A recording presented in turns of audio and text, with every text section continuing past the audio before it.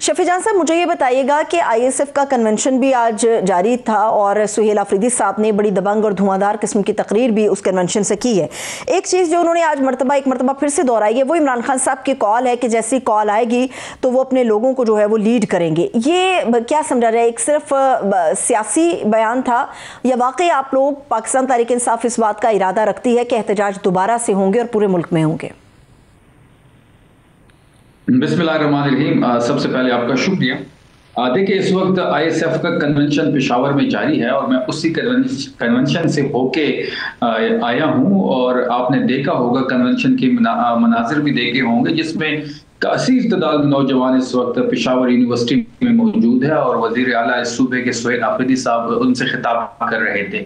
जहां तक तहरीक की बात है तो डे वन से हमारा यही मौकफ है और हम यही चाहते हैं कि सुहेल आफरीदी साहब की मुलाकात जो है वो अडियाला में इमरान खान साहब से हो, उनसे मशावरत हो, उनसे कैबिने के मुतालिक मशावरत हो, उनसे सूबे के गवर्नेंस के मुतालिक मशावरत हो, उनसे इस तहरीक के बारे में मशावरत हो, उनसे पार्टी की उमूर पे मशावरत हो। तो ये हमारी बदकिस्मती है कि सूबे का 4.5 करोड़ नुमाइंदा, 4.5 करोड़ लोगों का नुमाइंदा जिसके पास इस सूबे का मैंडेट है, जिसकी गवर्नमेंट है इस सूबे में, और एक इलेक्टेड सीएम को आप अपने लीडर से नहीं मिलने दे रहे। तो बिल्कुल हम बिल्कुल तैयार हैं। और जहां तक तहरीक की बात है तो आपने ये विजुअल्स देखे होंगे कि सुहेल आफरीदी साहब जब भी अवाम में निकलते हैं तो लाखों नौजवान उसके साथ होते हैं। हमें ये उम्मीद है कि इस बार जब भी इमरान खान साहब कॉल देंगे हम उस कॉल के इंतजार में, हमारी तैयारी पूरी है। हमें 5-6 ऑप्शंस पे गौर कर रहे हैं और जब भी खान साहब तारीख देंगे तहरीक की, इस्लामाबाद आने की या कोई और भी उन्होंने हदफ दिया, तो लाखों लोग इस बार तहरीक इंसाफ के साथ और सुहेल आफरीदी की क़यादत में इस्लामाबाद की तरफ रुख करेंगे, क्योंकि सुहेल आफरीदी के आने से तहरीक इंसाफ मुत्तहिद हो गई है। तहरीक इंसाफ में एक नया जज्बा आ गया है। आपने फॉलो किया होगा कि जब भी, और हमारी स्ट्रेटेजी है बड़ी सिंपल सी कि जब भी गवर्नमेंट कोई प्रेशराइज हमें करती है, हमें कोई एफआईआर पे चार्ज करती है, तो हम अवाम में निकलते हैं। हम अपने अवाम का जो हमारे पास मैंडेट है हम वो दिखाते हैं गवर्नमेंट को और हमें उम्मीद है कि जब भी कॉल आएगी तो सुहेल आफरीदी की क़यादत में इस बार का हमारा एहतजाज कुछ नेक्स्ट लेवल का। ठीक है, लेकिन शफी साहब ये भी तो एक वजह हो सकती है कि शायद इसी वजह से सुहेल आफरीदी साहब को इमरान खान साहब से मुलाकात का शर्फ नहीं अभी तक हासिल हो पाया। ये बात दुरुस्त है कि उन्होंने खुद को एक अवामी सीएम साबित किया इन चंद दिनों के अंदर, लेकिन हुकूमत की तरफ से जो एक स्टेटमेंट है वो ये है कि पॉलिसी गाइडलाइन की बात तो सुहेल आफरीदी साहब करते हैं। वो ये क्यों नहीं कह देते कि सूबे के अमन के लिए मैं इमरान खान साहब से मिलना चाहता हूं, तो ऐन मुमकिन है कि उनकी मुलाकात हो जाए? देखिए, हम तो शुरू से कह रहे हैं, देखिए अगर ये डर है इनको कि सुहेल आफरीदी साहब इमरान खान साहब से मुलाकात करेंगे और वो एक डेट दे देंगे, तो अगर उन्होंने डेट देनी होगी तो किसी के जरिए भी मैसेज भिजवा सकते हैं। जब अली अमीन साहब को उन्होंने तब्दील करना था और सुहेल आफरीदी साहब को नामजद करना था तो मैसेज ही आया था। जब कबीने की बात हुई थी तो एक मुख्तसर कबीने का मैसेज उनकी बहन के थ्रू आया था। उनकी वकला से मुलाकात हो जाती है, सहाफियों से किसी पेशी पे मुलाकात हो जाती है, फैमिली मेंबर से मुलाकात हो जाती है। अगर उन्होंने कोई भी तारीख देनी हो तो बिल्कुल वो तारीख दे सकते हैं किसी के जरिए भी और उसको मनो अन कबूल किया जाएगा। जहां तक सुहेल आफरीदी साहब की मुलाकात की बात है तो सुहेल आफरीदी साहब ने सूबे की गवर्नेंस के बारे में बात करनी है। सूबे में इस वक्त जो हमें सबसे बड़ा चैलेंज दरपेश है अमन और अमान का, उसके बारे में डिस्कशन होनी है, कबीना के बारे में डिस्कशन होनी है, तहरीक के बारे में डिस्कशन होनी है। तो अगर वो हुकूमत को ये डर है कि आफरीदी साहब मिलेंगे और वो कोई तारीख ले आएंगे तो तारीख किसी के जरिए भी आ सकता है, मैसेज किसी के जरिए भी पहुंच सकता है। ठीक है, अभी उन्होंने एक और भी बात की, वैसे मैं उनको फॉलो कर रही थी कि जो वो स्पीच वहां पर कर रहे थे, लेकिन शफी साहब उन्होंने ये भी कहा कि कोई भी मुझे झुका नहीं सकता, कामयाब नहीं हो सकता। वो सीएम है और खैबर पख्तूनख्वा के सीएम हैं, उनके साथ अवाम का एक बहुत बड़ा वोट बैंक है, उनके साथ पार्टी की एक मकबूलियत है, पूरे पाकिस्तान की मकबूलियत उनके साथ है। तो क्या वजह है उनको ये बयान देने पड़ रहे हैं? क्या कोई ऐसा जोर डाला जा रहा है या फिर ये सियासी लिहाज से कहा जा रहा है कि वो इमरान खान साहब से मुलाकात करके रहेंगे और पीटीआई को कोई नहीं खराब कर सकता, तोड़ नहीं सकता, या फिर उन्हें कोई नहीं झुका सकता? ये सियासी बयान है या वाकई कोई इसी के पसे पर्दा ऐसी चीजें हुई हैं?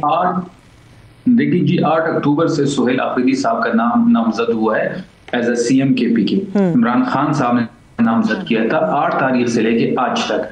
आप वफाकी वुज़रा के प्रेस कॉन्फ्रेंस उठाएं, आप उसके बाद फिर फैसल वाडा जैसे लोगों की प्रेस टॉक देखें, या फिर राना सनाउल्लाह साहब का देखें, या लाल चौधरी साहब का बिहेवियर देखें। फिर उसकी जब इलेक्शन हो गया, जब ये सूबे से इलेक्ट हो गए असेंबली से, फिर गवर्नर साहब का रोल देखें, फिर और टेकिंग में जो हुआ, फिर उसके बाद कभी ना बननी थी, कभी ना बनते बनते आपने देखा होगा हम 3-4 दफा अडयाला गए हैं और हम अपने लीडर से मिलने जा रहे थे। तो ये माहौल तो पहले दिन से है, वो इदारों की तरफ से हो, वो वफाकी हुकूमत की तरफ से हो, ना हम ये प्रेशराइज कर सकते हैं दोनों, और ना हम इनके प्रेशर में आएंगे।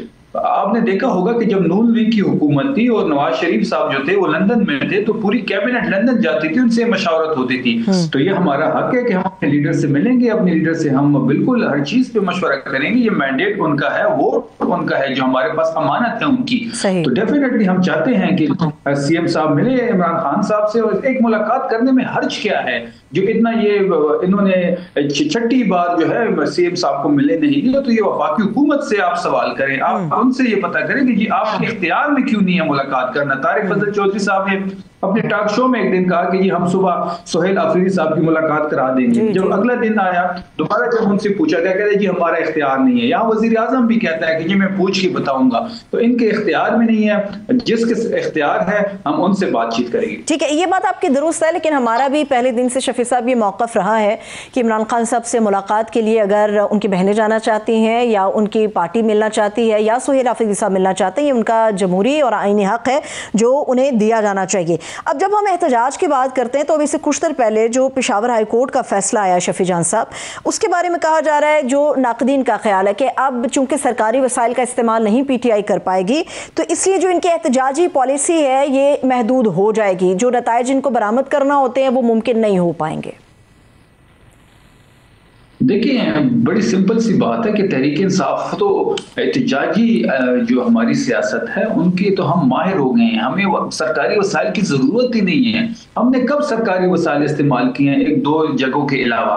हमने तो हमेशा सरकारी वसाइल को इस्तेमाल नहीं किया। हम तो हमारा जो कारकुन है, हमारे जो लीडर्स हैं, हमारे जो वर्कर्स हैं, हमारा जो वोटर है, वो ना सरकारी वसाइल का मोहताज है, ना ये तहरीक सरकारी वसाइल के लिए मोहताज है। पेशावर हाई कोर्ट का फैसला जो आया, बिल्कुल हम भी चाहते हैं कि ये सरकारी वसाइल इस्तेमाल ना हो, लेकिन फिर ये सब पे इम्प्लीमेंट होना चाहिए। हम ये भी कहते हैं कि इस मुल्क में जो गैर कानूनी गैर आईनी इकदाम हो रहे हैं, तो हाई कोर्ट उसमें भी मदाखलत करे, उस पर भी बात करे। इस्लामाबाद हाई कोर्ट ने जो हुक्म दिया है, सोहेल अफरीदी साहब की इजाजत दी है कि वो इमरान खान साहब से मुलाकात करे, तो फिर उस हुक्म पे भी अमल दरामद होना चाहिए। हाई कोर्ट्स को भी सोचना होगा, अदालतों को भी सोचना होगा। अब 27वीं तरमीम के बाद अब ये अदालतें जो है ये खाली बिल्डिंग्स रह गई, लेकिन हम इनका एहतराम करते हैं, हमें इनसे इंसाफ की कोई उम्मीद नहीं है, लेकिन हम फिर भी आईनी और कानूनी रास्ते इख्तियार करेंगे। और हम इस फैसले को खुश आइन भी कहते हैं कि सरकारी वसाइल का इस्तेमाल नहीं होना चाहिए, लेकिन ये सब पे इम्प्लीमेंट होना चाहिए। ठीक है, आज सुबाई काबीना का पहला इजलास भी हुआ शफी जान साहब, बहुत बड़े बड़े फैसले जो लिए गए, इसका पूरा मैंने एलामिया देखा और यकीनी तौर पे काबिल तहसीन नकात थे। लेकिन जो एक चीज़ जिसके ऊपर बहुत ज़्यादा बात हो रही है वो हो रही है action in aid of civil power, जिसको ख़त्म किया गया है आज बाकायदा तौर पे। अगर इस कानून का मकसद हम बुनियादी देखें तो वो हकीकी तौर पे ये कि जब सिविल गवर्नमेंट जो है वो अमन अमान बरकरार ना रख सके, हालात काबू में ना रहें, तो फौज या सिक्योरिटी फोर्सेस जो हैं वो सामने आती हैं और वो अपना काम सरअंजाम देती हैं। मसला यहाँ पर यह है कि खैबर पख्तूनख्वा ऑलरेडी हमें पता है कि डिस्टर्ब्ड है और वहाँ पर इस किस्म की चीज़ें चलती हैं। लेकिन अगर आप लोग ये कानून ख़त्म कर देंगे तो कैसे मुमकिन होगा कि सिविल हुकूमत अपने तई वहाँ पर अमन अमान को बरकरार रख सके और जो सिक्योरिटी इदारे हैं उनको परे रखा जाए, दूर रखा जाए फासले पे? ये कैसे मुमकिन होगा?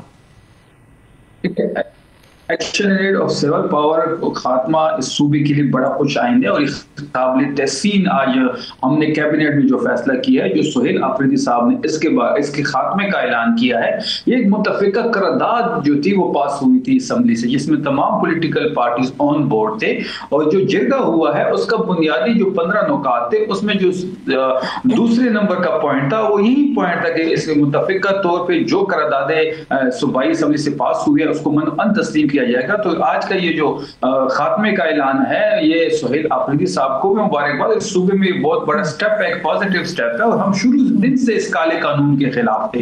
इस कानून का मिसयूज होता था, यहाँ पे लोगों को उठा के गायब कर दिया जाता था इसी कानून के अंडर। तो ये एक बेहतरीन इकदाम हुआ है और इसके साथ साथ हमने जो कहा था, जो सोहेल अफरीदी साहब ने कहा था कि हम रेडियो पाकिस्तान की इंक्वायरी करेंगे। 9 मई में जो पेशावर के मकाम पे रेडियो पाकिस्तान की बिल्डिंग को जलाया गया उसकी उसके लिए कमीशन मुकर्रर कर दी गई है। उसमें सीसीटीवी फुटेज हम मंगवाएंगे, जो हमारे जो गवाह है वो कमीशन के सामने पेश होंगे, और हम 9 मई का जो इल्जाम तहरीक इंसाफ को दिया जाता है तो तहरीक इंसाफ के खिलाफ 9 मई इस्तेमाल हुआ है, हम ये चीज बेनकाब करेंगे। ठीक है।